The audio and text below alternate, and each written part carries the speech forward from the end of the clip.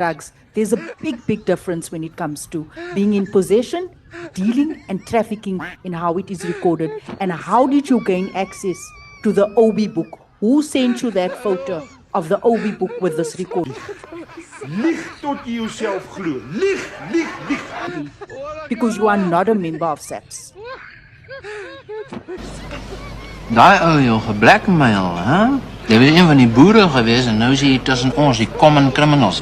Wat daai seks met jou aangevang, hè? Het jy jou teen die kop getik? It is unfortunate that this has happened and I'm there. And it's going to happen in so many ways and it's going to continue to happen.